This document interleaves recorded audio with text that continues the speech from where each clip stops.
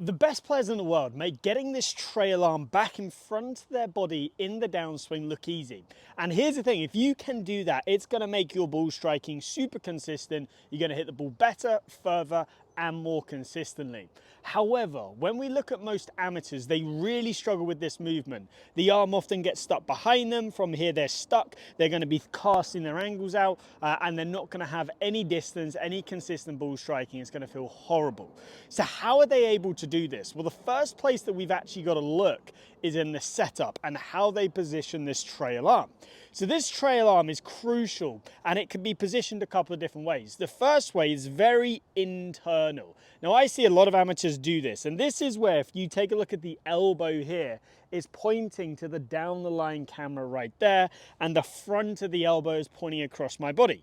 Now from here, if I just swing back from this position, you can see how straight away this forces the elbow to want to hinge behind the body or fold behind the body right there.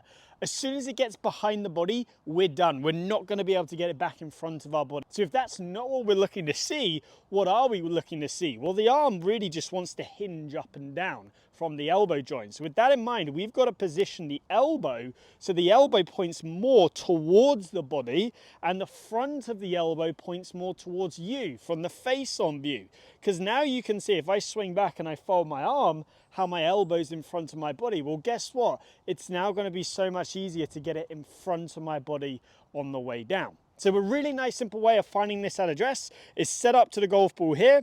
Then from there, let your arm hang, turn your palm away. You can see that's got the arm in a really nice position there. Bring it across, keep the arm in the same spot, and just let that hand come onto the grip. That puts the arm in a great position there. Now, as we then swing back in the backswing, we've got to understand what the arms are doing. So many golfers have been told, I've got to get my hands nice and deep at the top of the backswing. So what do? They pull them across their body. If you do that, you're not going to be able to get your right arm back in front of your body on the way down. So to show you what the arms do in the golf swing, I'm going to get set up in my golf posture. I'm going to make a thumb shape with my left thumb, and I'm going to grip it with my right palm right there. Now, here's what the arms do in the golf swing.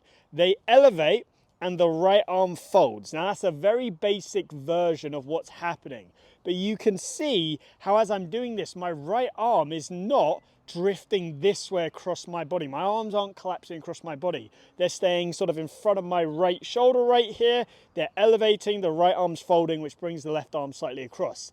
That's it. So if I do it with a golf club here, I elevate and I fold, you can see my arms are still connected together. They're still in front of my body. Now if I turn, look at that. That elbow's in a beautiful position right there. Now from here, it's going to be easy to get back into that good downswing position where the arms get in the right spot, and from there you can get some consistent ball striking. And as you can see, everything we've done so far has been nothing to do with the downswing. But here's the thing, if you don't get those two things right, it's going to be extremely difficult to get your arms in front of you on the way down. But now that we've done that, now we can actually focus on the downswing, which is the bit that you all want. So now that we know the position we're aiming for, how do we make sure that now we can get our arms back in front of our body in order to ensure we have great ball striking? Well, the first and most crucial point that I see so many coaches miss on a day-to-day basis, I just saw a video on this topic recently, hence why I'm doing this, and they were talking about you got to turn. Yes, but you're missing the most crucial piece, which is in transition, arms have to lower extremely quickly. And it's not just the left arm, it's both arms have to lower extremely quickly. And we see all the data backs this up. The best players in the world get the hands accelerating down very, very quickly in transition. And this is what gets the arms back in front of the body. So many of you amateurs out there are going to the top and you're trying to clear your hips. So if you do that, you're not giving your hands the time to be able to get down in front of your body to then where you can push out of the ground, which is what truly generates the rotation. So if I go to the top of the backswing here and I demonstrate this, the lowering of the arms is literally this motion right here. So you can see my left arm is physically lowering, my right arm, look at the distance between my tricep and sort of my rib cage here. You can see as I go to the top, it is lowering, it is getting closer to the body right there. the right arm is actually widening. It's the arms that are lowering down. This is why when you play well, you often feel like there's a little pause in transition. This pause is sort of representing more what's going on with the body, and this gives your arms that time to fall into position to then go. Now, in reality, we're not letting anything fall. We are using our strength. We're using our muscles to get everything into a good position. Now, before I show you the drill that's going to help you feel that correct feeling, the one thing I get asked is, Giles, if I pull down on the handle, I've been told I'm going to steepen it. You will steepen it if one of two things happen. Number one is that if your arms are stuck behind your body in the backswing and then you pull, then you are going to steepen it. Why? Because your right arm is behind you. It can't lower, because otherwise it's going to get stuck on the top of your rib cage right there. So then from there, when you pull, the right arm stays up and then it steepens the shaft that way. So that does not mean you shouldn't pull in transition. That means that you're trying to mask a bad fault where your arms are stuck behind you with another bad fault, which is not pulling the arms down. You need to fix your arms, get them in a good position first before you then start to pull down on the shaft. So that's a backswing issue. The second one is, again, that golfer that gets in a good position here at the top, but then as they start down, they pull with the left arm and they leave the right elbow higher. Remember, I said both arms need to lower at the same time, at the same rate. That is the key with this. So with that in mind now, let me show you the drill. And the drill that I'm going to give you is a very popular drill. It is the split hands pump drill. So what you're going to do is grip the club normally with your left hand, hike it up, bring it in line with your toe line right here. Right palm's going to be pointing away from you, and it's going to be 50-50 on the grip and on the shaft. Now, the key with this drill is the quality of the reps you do. We're not just sort of doing this, that's not achieving anything. So you've got to go in this position here. You can see 90-degree angles have been created.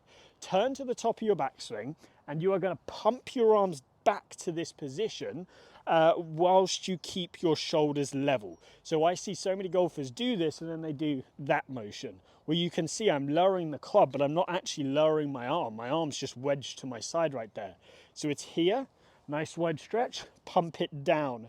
And you can see my shoulders are back to level, club head slightly behind my hands there, and my arm is back in front of my body. Once you've then done that a couple times, place 2 hands on the club, go to the top, down. Shoulders are back to level, arms have lowered. I am now in a position to where my right arm's in front of my body. If I now just turn and release the club, I'm going to be in a phenomenal impact position. So do that a couple times. You could even do something like a pump drill when you're actually hitting shots, where you go set up to the ball, you go to the top, you pump it down once, you pump it down twice, pump it down 3 times, and then you hit. Now, the second crucial piece that's going to allow you to get this right arm back in front of you on the way down is making sure you can control this trail hip. Now, what I mean by this is so many golfers, they go to the top of the backswing and then they fire this right hip towards the ball in sort of an effort to hit at this golf ball. Now, in reality, if you do this, you are taking up the space between your body and the ball. Well, guess where your arms are supposed to go? They're supposed to go into this space. If you're taking it up with your right hip, you're not going to be able to get your arms back in front of your body, and actually your arms will react and try and drop behind you, or they'll just accept the fact that the space is gone and you'll swing over the top. So how do we make sure we get this right hip working correctly? Well, I like to tell golfers, look, imagine your right hip in the golf swing is doing a figure of 8 motion. So I don't have the camera angle, but imagine I did. Imagine I had like a drone above my head looking straight down here. The right hip will work on like a figure of 8. So there'll be a tiny little bit of a lateral shift to start the swing. That's the out portion. Then it starts to turn back and around this way. As I now start my transition, it does a little diagonal, then it comes all the way through here and through. So it's kind of like a figure of 8 motion like that, a little figure of 8 motion. And it's that middle bit where it goes from one loop to the other loop that creates that space for the arms to then drop into. If I go to the top and then I come back that way, no, we're not going to be able to get our arms in front of it. So feel that right hip do sort of a figure of 8 motion. That's going to create the space to then allow your arms to get into a great position. Now, the drill that I like to do is I like to grab a basket and just stand in it. So you can see here, I'm just standing halfway through with my foot right there. And this is called the shin breaker drill. So now if I do that little feeling of sort of that figure of 8 motion with that right hip, you can see how it creates the space for me to be able to get my arms in front. Now the key with this drill is if I was to do it wrong and fire towards the golf ball, I'm going to hit the top of that basket. So it forces me to feel what it feels like to sort of skirt on the inside, get the hip working more towards the target here so that I can get my arms back in front and then release the club on the way through. So if I hit a little shot for you here, feeling that figure of 8 motion right there, you'll see that as I do this, it's so much easier for me to get my arms back in front of me. It's so much easier for me to create that right amount of space. And then from there, you can hear just on that little shot, how I got a huge amount of compression. That is going to be an awesome drill that's going to help you bring it all together, especially with that good leg work. So let's bring it all together one last time. I'm getting my arms in the correct position at address. That right elbow pit's pointing in front of me. The elbow is pointing towards my body. Now from there, as I turn back, I'm getting my arms in front of my body at the top. As I start down, I'm doing that figure of 8 motion with my right hip and my arms are dropping in front of me. Let me hit a shot and let's see if I can recreate those feelings.